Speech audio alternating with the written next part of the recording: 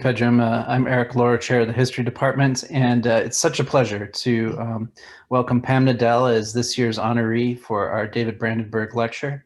It's a series that goes way back, and let me just say a few words about Pam.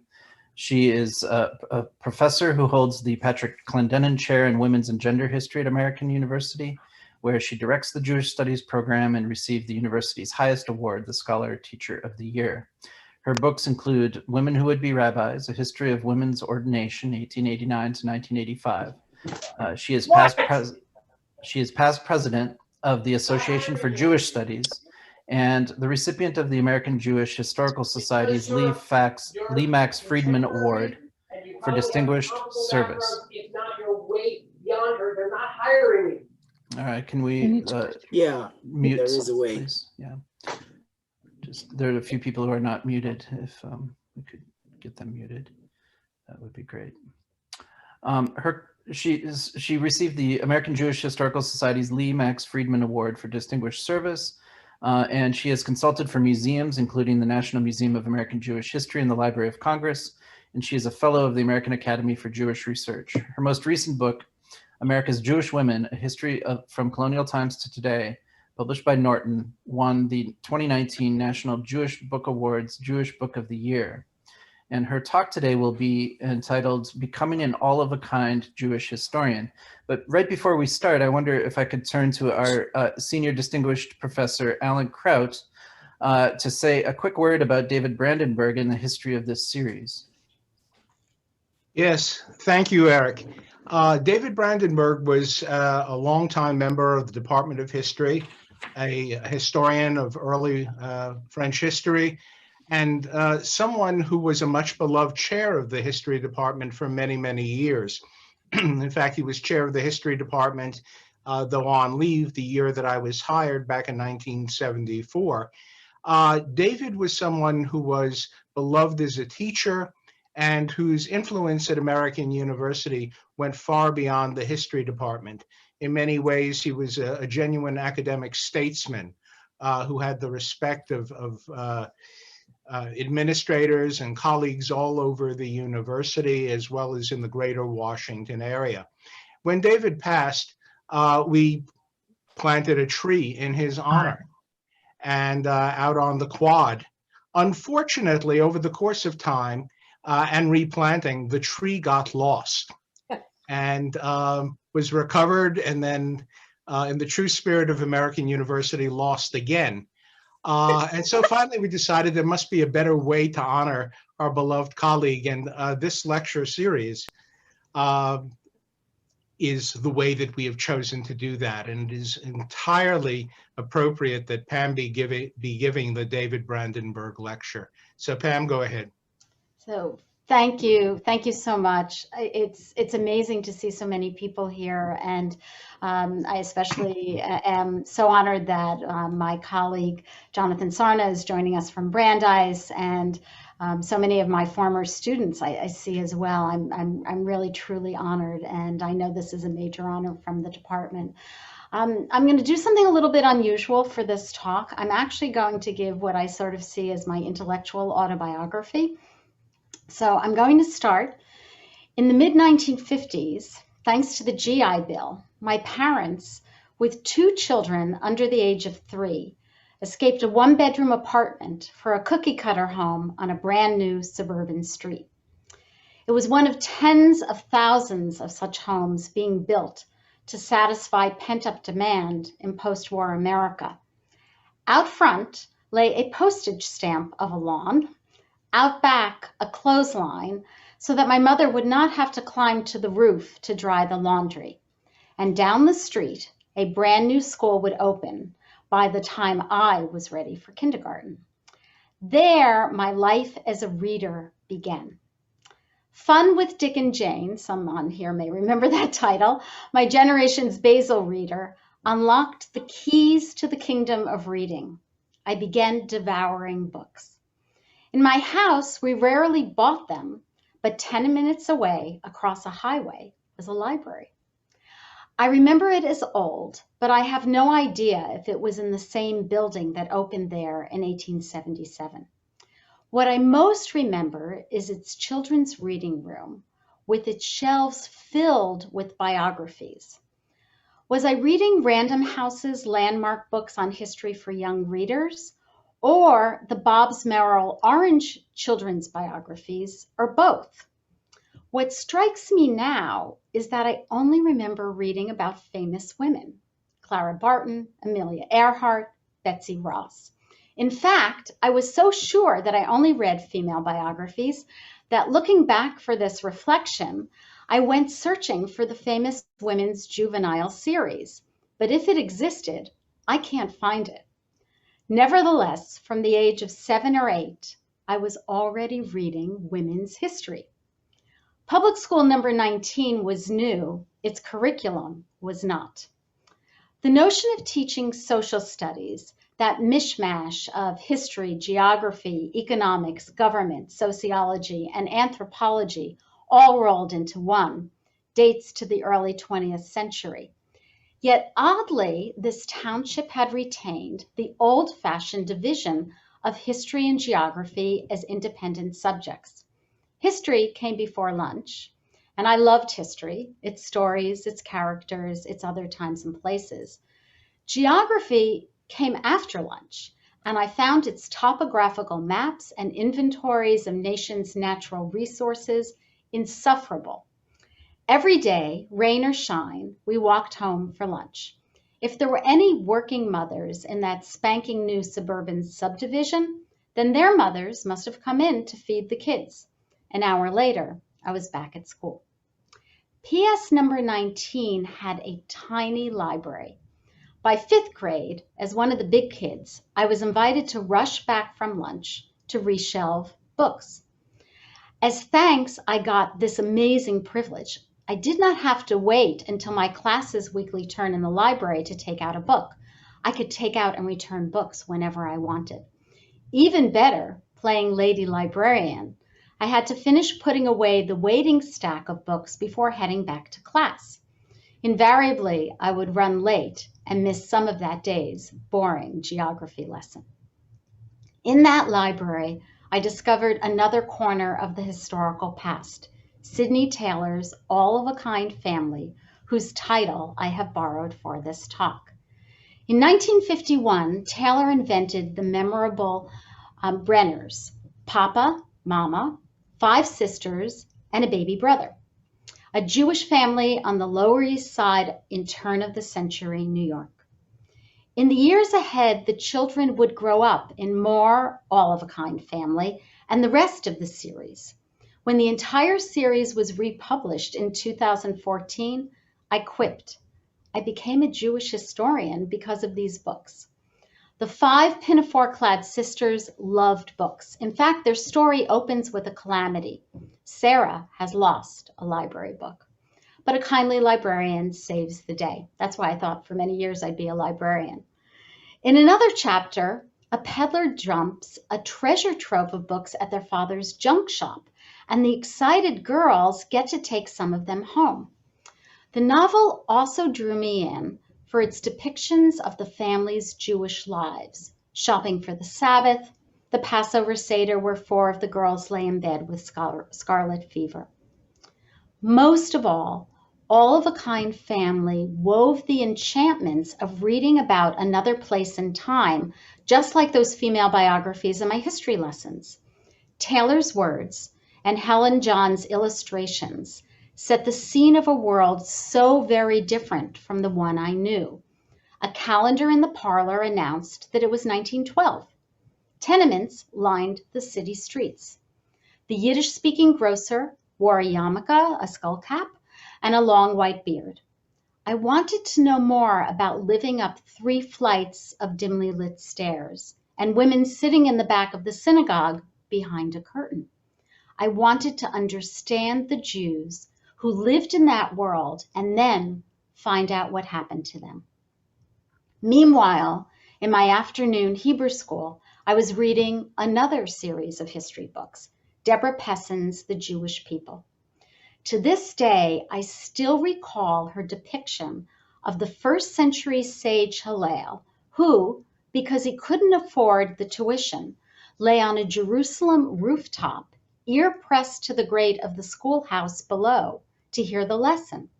For years, when teaching ancient and medieval Jewish history here at American University, and I see people who took that class with me, I would share this image imprinted in my memory. My reading as a child drew me to Jewish history, American history, and women's history. It pointed me on the path to becoming an historian. When I was 11, we moved to a historic New Jersey community, one with roots in the colonial era and the Young Republic. After World War II, its population exploded, quadrupling over the next quarter century. A lot of the new homeowners settling in this once restricted township were Jews. When in 1988, the American Jewish Yearbook estimated its population for the first time, it reported that just under half the town was Jewish.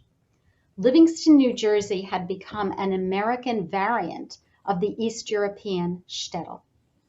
School closed on the high holidays.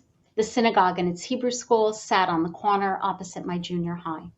But in truth, being Jewish was mostly a matter of neighborhood, friendships, family celebrations, and gastronomy. Eating bagels and lox on Sunday mornings, matzo ball soup on Passover. At my bat mitzvah, I chanted the Haftarah, a reading in Hebrew from the biblical book of Ezekiel. As a girl, I was not permitted the greater honor of reading from the Torah scroll, containing the first 5 books of the Bible. That was just fine with me, since I found memorizing the Haftarah chanting from a record utterly torturous. I think my rabbi would have been astounded to learn that in graduate school, I would write a master's thesis on the biblical prophets. This thick Jewish world influenced my reading choices. We readers keep lists of books to read, lists of books that we have read. I have lists of books that I have read dating back to the 8th grade, the year I learned touch typing on the antique Underwood typewriter that had led my father to his U.S. Army posting as a typist at the Nuremberg trials. These lists show that I was always reading books set in other eras and distant places. Revolutionary France, the 18th century South Seas, the waning days of Imperial China. I even spent part of a summer in middle school with War and Peace, immersed in Russia during the Napoleonic campaign. But what really leaps out are the number of Jewish-themed books. Of course, I read the Diary of Anne Frank, but I also read Leon Uris's Exodus and Mila 18, Herman Wouk's Marjorie Morningstar, and Sylvia Golden's Neighbors Needn't Know, the fictionalized story of her Hungarian Jewish family, although the 1953 New York Times Book Review ignores the Jewish part. Holocaust themes dominated this list, likely because so many of these books were bestsellers then. I also read James Michener's The Source twice. This 1965 book, clocking in at over 1,000 pages, still sells in the top 100 on Amazon.com under Jewish historical fiction. It uses the device of an archaeological dig in the young state of Israel to narrate stories set in different eras of the Jewish past. Since I wasn't reading Jewish history in school, this became my Jewish history curriculum. Not until I got to Douglas College, the women's school of Rutgers University, did I begin taking classes in Jewish history. I graduated from historical fiction to the historians Ben-Zion Netanyahu, Cecil Roth, Abram Sacker, Leon Simon, and Yigal Yadin, and the writers Shmuel Yosef Agnon, Isaac Bashevis Singer, and Elie Wiesel. What is clear from these authors is that I was not heading towards American Jewish history. I was training for Jewish studies. My interests were Hebrew language and Jewish history, literature, and thought. During a junior year at Hebrew University in Jerusalem, I added Bible, archaeology, and Jewish education. My general history courses were in European civilization and Russian history. My honors thesis was about anti-Semitism in France. These choices made sense since most of the Judaica that I was studying was set in Europe and the Russian Empire. As an undergraduate, I had a single course titled The History of the Jews in the Americas.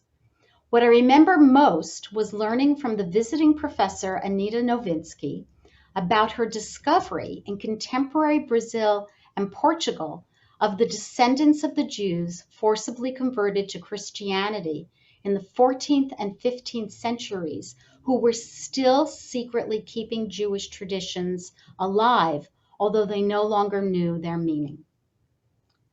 During my time in graduate school, I read more intensively and deeply in history than I had ever done.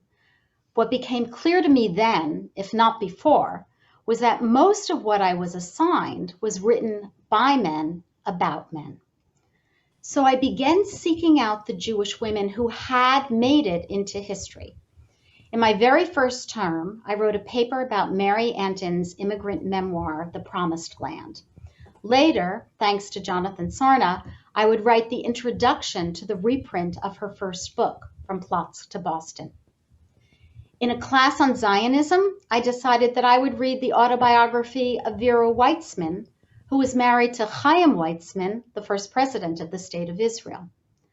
I was learning Jewish women's history on the fly.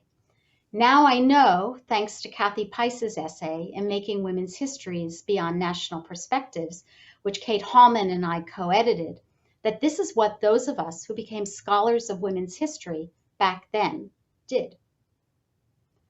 Meanwhile, a high school dropout, a graduate student, and a mom unhappily living the feminine mystique on New York's Upper West Side got together. With the feminist movement careening off in so many different directions, the high school dropout, Charlotte Baum, who was already Charlotte Sheedy but chose to publish under her maiden name, the graduate student, Paula Hyman, and the mom, Sonia Michel, decided that they would leave their mark on it by writing The Jewish Woman in America. This first social history of this nation's Jewish women arrived in 1976, but no one assigned it while I was in graduate school. Instead, we were told to read Irving Howe's World of Our Fathers, published the same year. So I didn't read their book until the summer before I became an assistant professor here at American University. I had inherited a course formerly taught by a rabbi. He had called it Women and Sex in Jewish Tradition. I figured that I had better learn something about the subject. The first chapter of The Jewish Woman in America is titled, Woe to the Father Whose Children Are Girls, Women in Jewish Tradition. The book became my lodestar.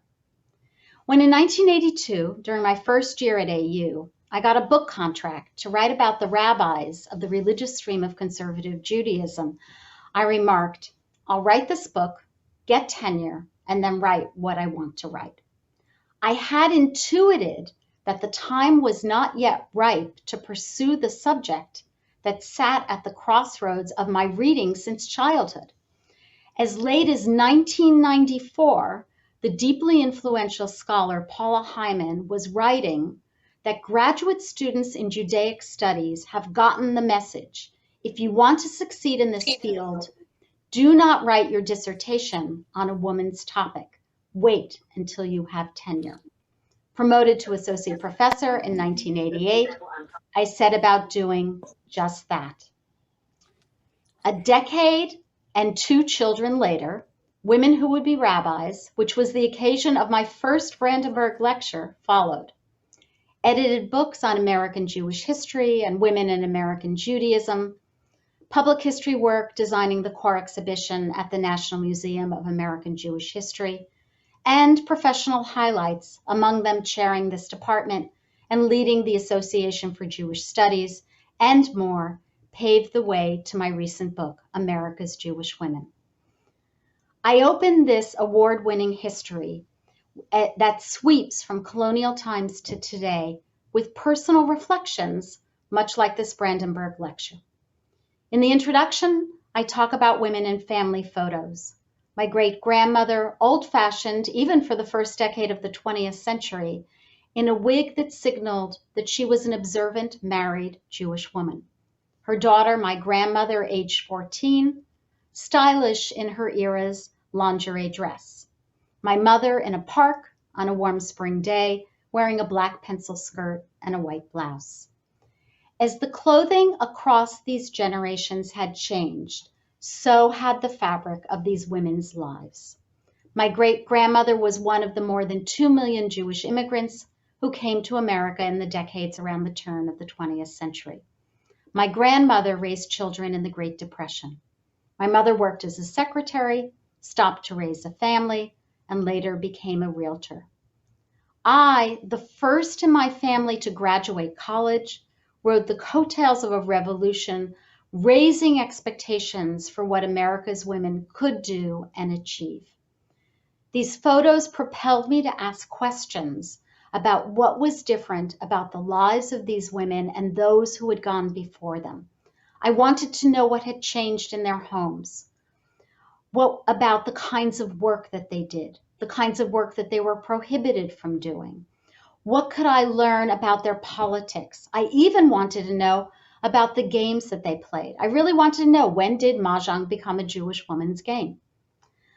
I asked about the great crises of wars and economic busts, the technological marvels of each era, whether washing machines or smartphones, the everyday occupations of feeding families and visiting relatives. I wanted to know how all these had changed in these women's lives across the years. But most of all, I wanted to know what being Jewish meant to these women. Recognizing the enormous diversity of women's Jewish identifications and experiences, I wrote about those for whom Judaism sits at the core of their lives, those who move from Sabbath to Sabbath, from holiday to holiday.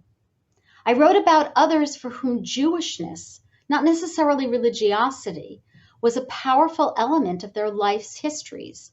It determined where they could live, who they were most likely to marry, even how much education they got.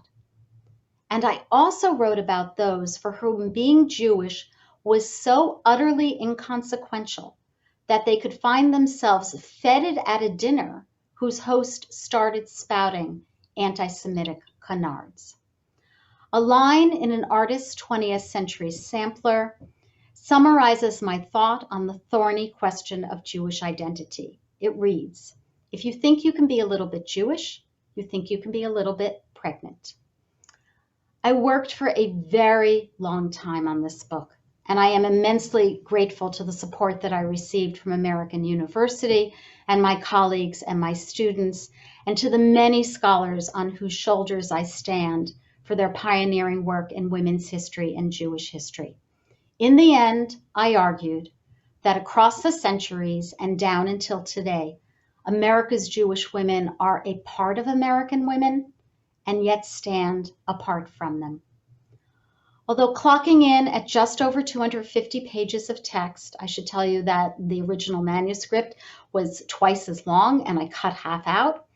I think of America's Jewish women as my big book, the one that most powerfully interweaves the themes of my reading since childhood: women's history, American history, and Jewish history.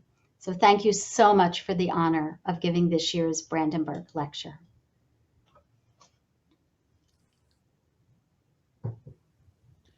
Great. Well, we have about 10 or 15 minutes for questions and comments. If anyone would like to raise your hand, you can use the raise hand function.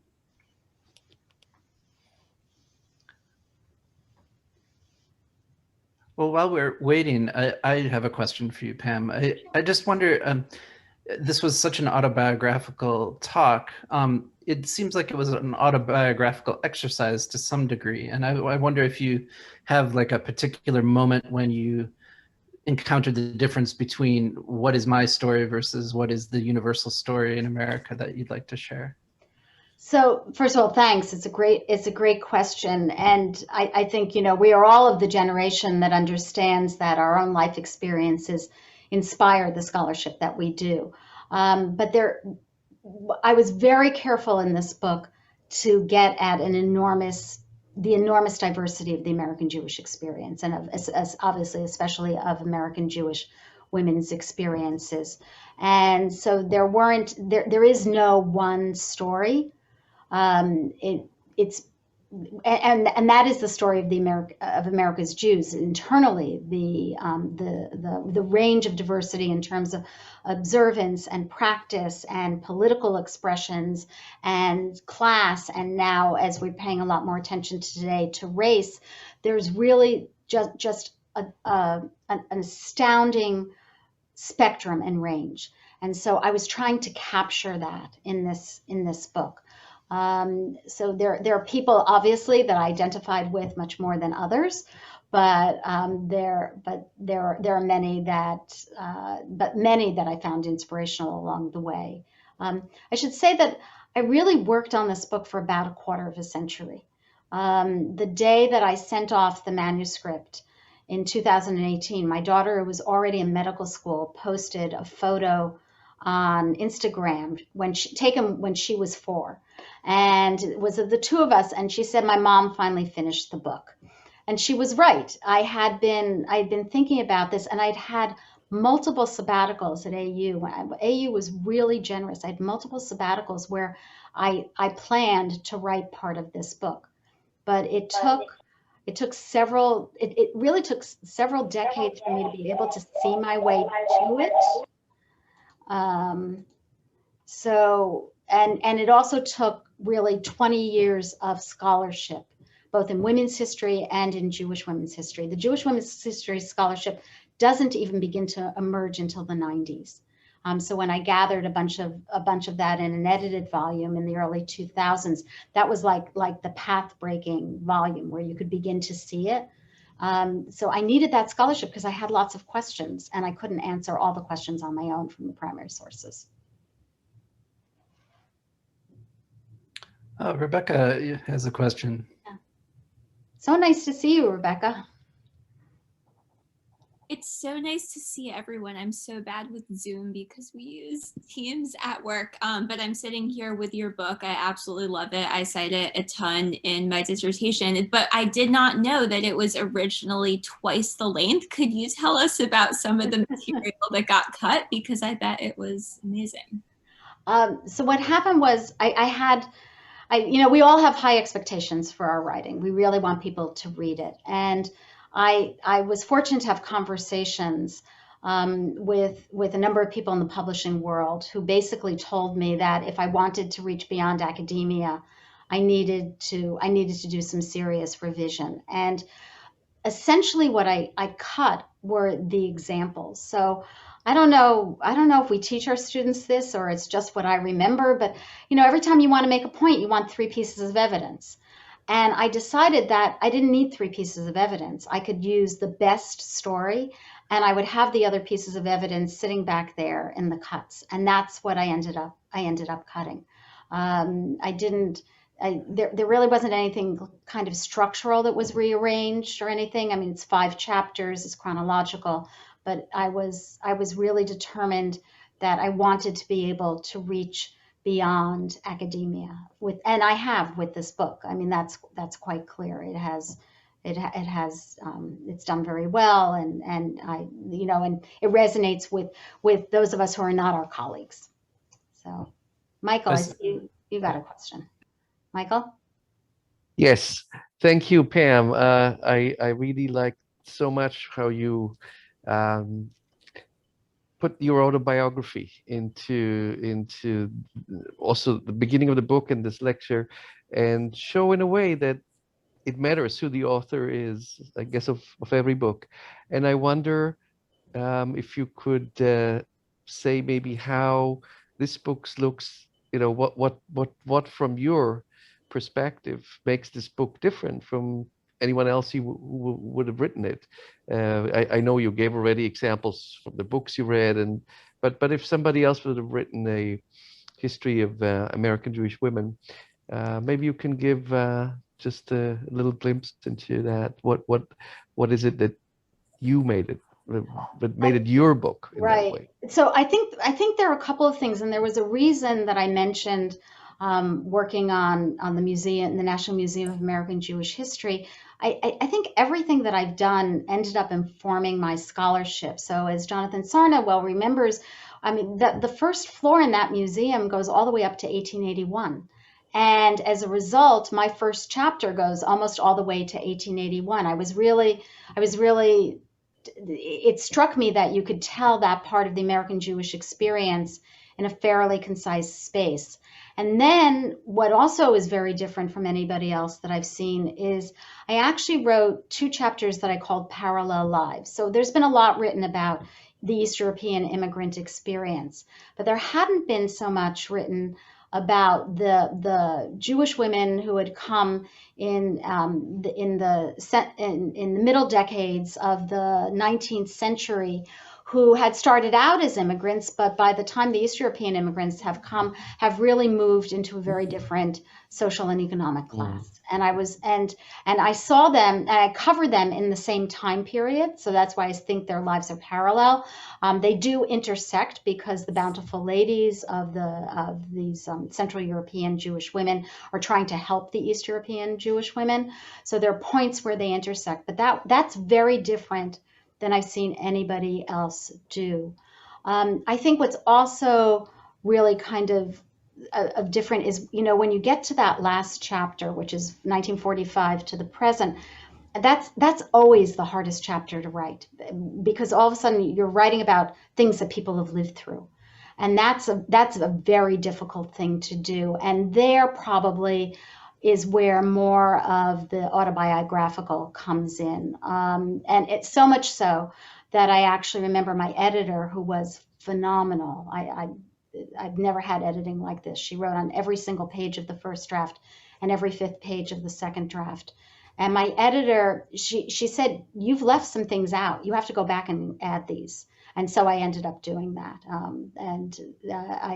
For everybody, you find yourself a good editor. It is the best thing one can do for their writing. I see Nicole has a question. So great to see you. Nicole Samuel, one of our alums. Hi, Dr. Nadell. How are you? I'm great. How are you? It's wonderful to be with everyone today. I really appreciate your interview. I'm sorry, what? I really appreciate this intellectual autobiography, and I'm curious. And do you have thoughts about a next project? I think you could certainly rest on your laurels, but American Jewish women's history continues to grow and change and evolve. So I'm curious where maybe you don't have a next project planned, but is there a particular topic that you are very interested in right now? So I'm actually trying to figure out 2 next projects. Alan Kraut and I were chatting before about some book chapters that we've written, one for Princeton, one for Oxford, and one of them is about anti-Semitism and gender. One of those projects. So I've been thinking about a book about anti-Semitism, gender in the American past, and I actually gave the Bellin Lecture at the University of Michigan, which will be published they published these in a pamphlet series, and that was the title of that lecture. Although actually the first part of the title is "It Can Happen Here." So I've been thinking about writing about anti-Semitism in a more sustained form. Possibly with gender as the backbone, possibly just with gender included. And then I've also been approached about doing a biography, but I have to figure out that series approached me, but they've told me I have to find my own subject. So if anybody has suggestions, and the donor to the series has ruled out Bella Abzug, who was my first choice, so send them my way. I've been gathering a lot of suggestions, so I'm zeroing in on where I'm headed with both those projects at the moment. I think we have time for one last question from Alan Lichtman, and then we'll need to move to the awards ceremony. And after the awards ceremony, if anyone has additional questions, you're welcome to stay after that. So Alan. Thank you so much, Pam. I really enjoyed that. I'm going to ask you a kind of a contentious question. We've seen the exploitation of anti-Semitism. We've seen the rise of anti-Semitism. We've seen anti-Semitic murders. From your vast historical knowledge and in-depth understanding, what can you tell us that'll help us understand and overcome what's going on in this country today? So first of all, amazing question, as I would have expected. Only, Alan, you always ask the first question, so I'm surprised you're asking the last question. And nobody calls on me anymore. I don't have a solution. The big question in the historiography is, was America ever different? Was anti-Semitism, America does not have the murderous anti-Semitism that we have in Europe. But was America ever really different in terms of anti-Semitism? And what we know about the historiography in the field is that it really waxes and wanes. So when anti-Semitism is on the uptick, like it has been for the past couple of years, all of a sudden the historians come out of the closet and that we're paying attention to anti-Semitism. And I don't have a solution. I am at the point, and maybe Jonathan would disagree with me, but I'm really at the point where I see anti-Semitism as a major facet of the American Jewish experience across time. Sometimes it's larger, sometimes it's smaller. We're in one of the larger moments. And it's there in so many places. I mean, for example, the piece that I wrote for the Princeton book it opens with a quotation from Leonard Dinerstein, who wrote in the 1990s that between 1865 and 1900, a fully anti-Semitic society developed in the United States. And I fleshed that out in ways that he didn't do in his chapter on that. But I don't have a solution because this is a worldwide, age-old problem. I wish I did. I don't know if you know, I've actually been teaching a freshman seminar on anti-Semitism in our new Complex Problems program.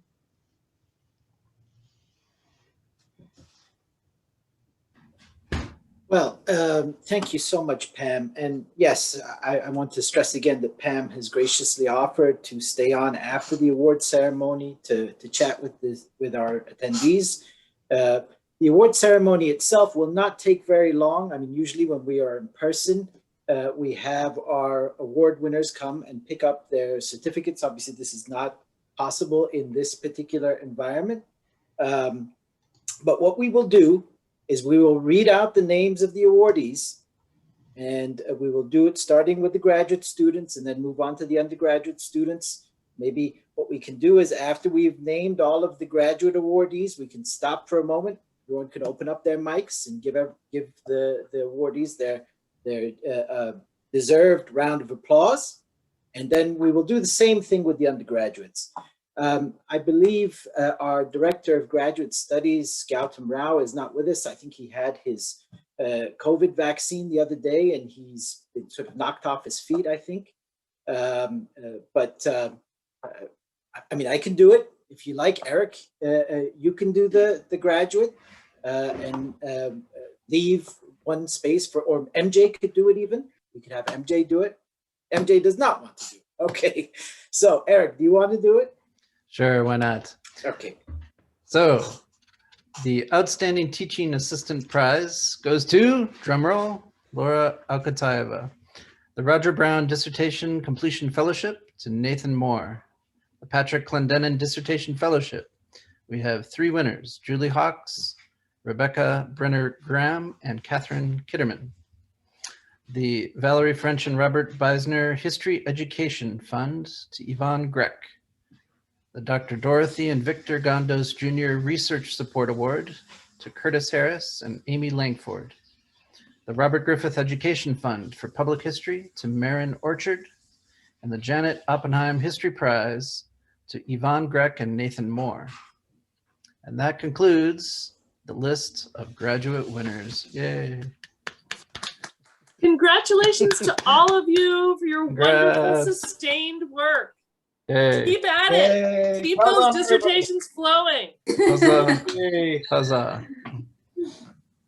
Okay, so I will share my screen so that you can see the names of our undergraduate winners here.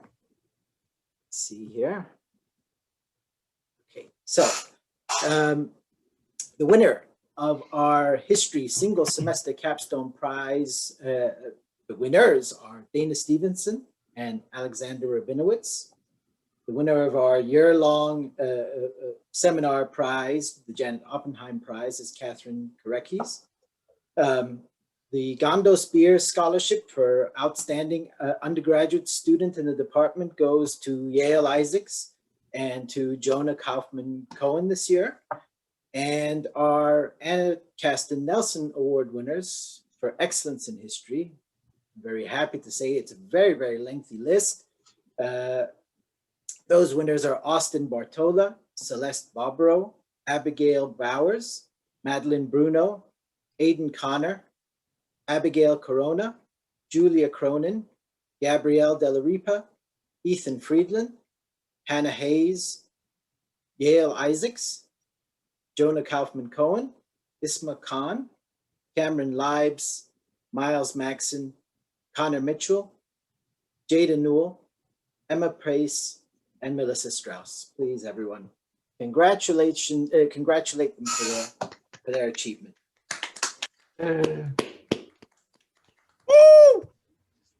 Well, Congratulations to all. Wonderful, wonderful work. Splendid work. Yes, you all make us proud. Well, that's it. So we'll open it up for a discussion with Pam about her wonderful, incredible career and life. Any questions or comments that you'd like to make, please go right ahead.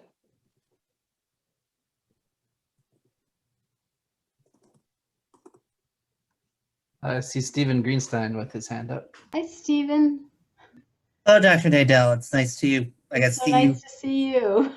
Yeah. Now, I guess autobiographically, I'm also from the New York metro area, although the other side of it, Long Island. But as you're doing the research, how much different is the sort of microcosm of the New York metro versus the rest of the United States? From the experiences that I've had, especially now living out in Carlisle, Pennsylvania, it's a big difference. Right. I was really careful not only to write about New York. I mean, it's very easy to write only about New York. And I don't pay as much attention as I would have liked, obviously, to people who are living in the hinterlands, to the farming Jewish communities, although I managed to squeeze them in as well. But many of my examples, often when I was cutting, I would cut examples that were from New York, because it was too New York centric. But you also have to remember that there's a period in American Jewish history when half of all the Jews in the United States are living in New York or its metropolitan area. So you're right to ask that question. And it's just so nice to see you. It's been so many years. He's another alum. Yeah. I think Jonathan has his hand up. Hey, Jonathan. Congratulations, and wonderful to see you honored. It strikes me that your career matches almost precisely the emergence of women in the whole field of Jewish studies. When the Association for Jewish Studies was founded, I think there was exactly one woman in the room. Today, it's probably more than 50% women. And I wonder, since you were part of and lived through that transition, what difference did it make that women really entered and became co-equal in the field of Jewish studies? So first of all, for my colleagues who don't know, Jonathan Sarna from Brandeis University has been my mentor for many, many years, and a colleague. And we've edited a bunch of books together. And as always, he asks such great questions. And he was past president of the Association for Jewish Studies. I followed him. I was after him. So I've been following in your footsteps for a long time. It made a huge difference. So my first Association for Jewish Studies meeting was in 1976. The organization, now I know, was only 7 years old. I didn't know that at the time. And I was studying with Bob Chasen, a great medievalist at Ohio State, and later at NYU. And he said, well, I was living in New York at the time. And he said, well, you should go to this meeting. So I go to this meeting, and there are like no women at all. I mean, virtually no women. And what I do remember most strikingly is in those early years, not only hiding out in the ladies' room a lot and feeling like I was swimming in a sea of bearded men, but I also remember that both Ruth Weiss and Jane Gerber were extraordinarily kind to me. They must have been assistant professors by then, and they were just so warm and so supportive. but there's a turning point at the Association for Jewish Studies around the time that we began working on the Encyclopedia Jewish Women in America, led by Deborah Dashmore and Paula Hyman. And I distinctly remember a meeting, and we were, in those days, we all stayed in the Copley Plaza, which was actually like a really decrepit hotel for a while. And there, the editorial board of that encyclopedia met, and there was a lot of noise going on about the editorial board of the encyclopedia meeting. And it was because it was all women. And this encyclopedia, which was published in 1997, so we must have been working on it in 1994, I imagine, was a really path-breaking work of scholarship. You don't usually think of an encyclopedia as a path-breaking work of scholarship, but no one had ever gathered all that information about all of these women. And today it's all available online at the Jewish Women's Archive, another major path-breaking work of scholarship. And that was the first time I think that I felt like there was a critical mass. I actually remember a few years before that saying, probably to Ellen Umansky or someone, that AJS needs a women's caucus, but I can't do anything about it because I don't have tenure yet. I mean, I really remember being that conscious about the need for women to have what today we would call a safe space. It wasn't a safe space, but a comfortable space to get together and to talk about what we were experiencing in the field. But you're right, it was pretty lonely going for a really long time, and that made a huge difference because, as you know, with the exception of Paula Hyman's article, and Scott Seligman's on here, and that article on the kosher meat boycott sparked his new book, you know that there really was almost nothing being written in terms of Jewish women, and until the 90s.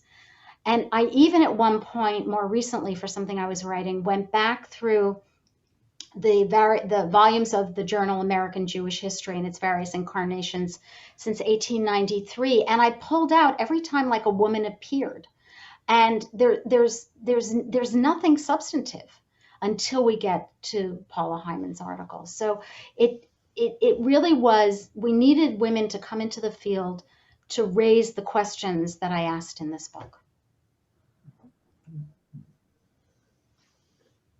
Ethan, I see you've got a question, and then Alan. Hi, Professor. Good to see you. Good to see you. Yeah, I was very surprised that your MA was on classical biblical prophecy, and so I was wondering if you could explain the motivations behind that choice, and then why you transitioned into an entirely different field of study. Right. So first of all, Ethan, you have to tell everybody where you're going to graduate school. I'm going to UCLA with help from Dr. Nadell and Partovi. Right, in Persian studies, in the PhD program with a full ride. Okay, he didn't give you all the important details. And as we know, a straight BA to a PhD admit is quite an accomplishment in today's world. So I actually wrote on the prophets because I had tried to write something on British Jewry. I was really floundering, and my advisor, Mark Raffel, suggested that. Mark's very interesting.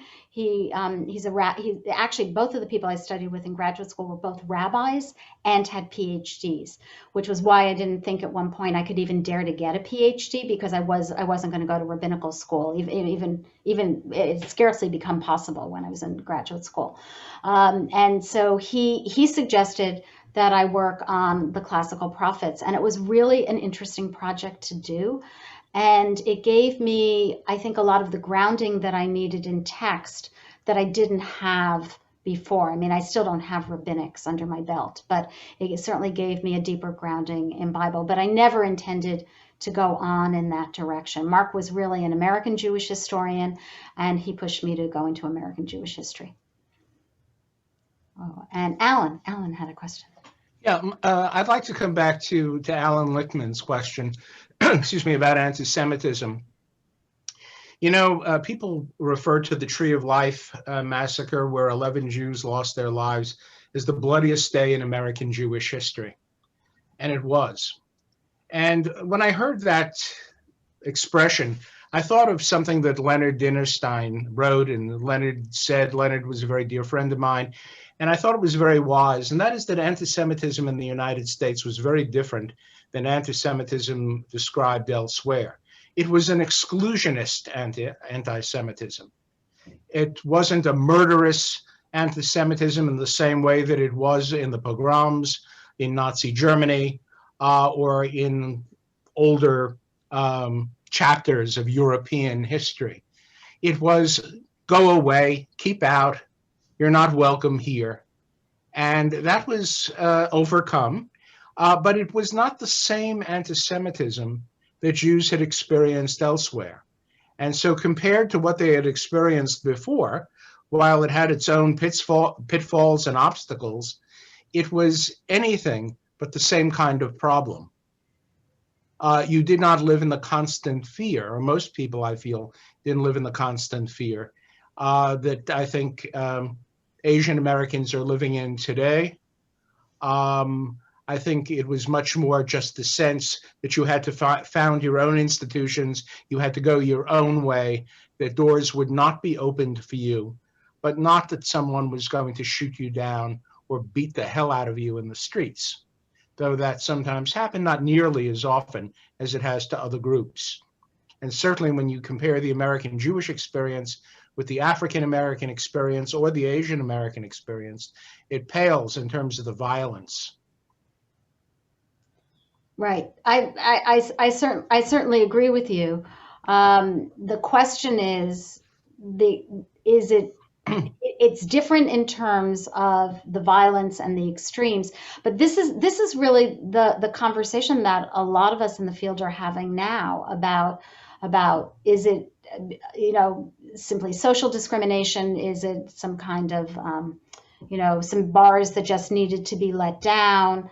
I was part of a working group at the American Jewish Historical Society on anti-Semitism last year, and then of course Michael Brenner and I ran a series on anti-Semitism this year, virtual for the campus. And this is the big question at the moment. I mean, Tony Michael's article, "Is America different? Is America really the exception?" And there are lots of people who would say that it was. And I'm hearing that there are people now who are also saying only in terms of the kind that you're talking about, but also, I mean, right now, the threat of violence coming from the right is very real to lots of Jews in lots of places. It's not just Tree of Life. So I don't know. I don't have an answer, but I do think that the anti-Semitism in the U.S. is far more consequential than we've always thought about, even though you and I can both name the specific examples of the white capping and the Leo Frank murder and the Rabbi Jacob Joseph riot and the gangs in New York. I mean, there are lots of places where there was violence, but it was never state-sponsored violence like you have in Europe. That's the big difference.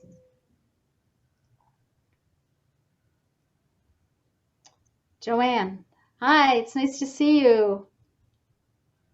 You're on mute. Joanne, you have to unmute. Sorry. That's okay. Hi. I'm wearing Ohio State for you today. My alma mater. And another of our alums. So I just thought of this. In the realm of anti-Semitism, do you think that there's an exception to the ideal of American exceptionalism? Do you think that it's more of a white ideal and not anybody in America? I feel that there is a separation and that many people don't see Jews or people of color can be part of that thought process, that idea of American exceptionalism. Right. So one of the big areas of contemporary scholarship has been, when did Jews become white folk? And the book by that title is not a good book, by the way. But there's been some really fine work on that, and that is an ongoing academic conversation, and it it's part of the difficulty of understanding anti-Jewish expressions because of because when are Jews part of that? They're included in that moment in terms of becoming like their neighbors. When does that happen? And part of when that happens, that shift, I think, is actually the moment where you begin to see the rise in intermarriage, at the point where Jews are desirable marriage partners. Then all of a sudden you get to Jews being accepted widely in mainstream America. I actually think it's much later than a lot of people think it was.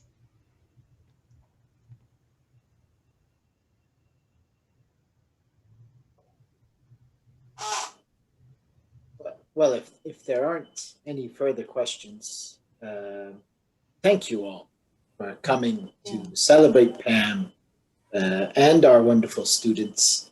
I hope we can do this again next year in person. Thank you. Thank you. Thank you so much. And thank you for joining us today. It was great to see everyone. Bye, everyone. Thank you, everyone. Bye. Thank you.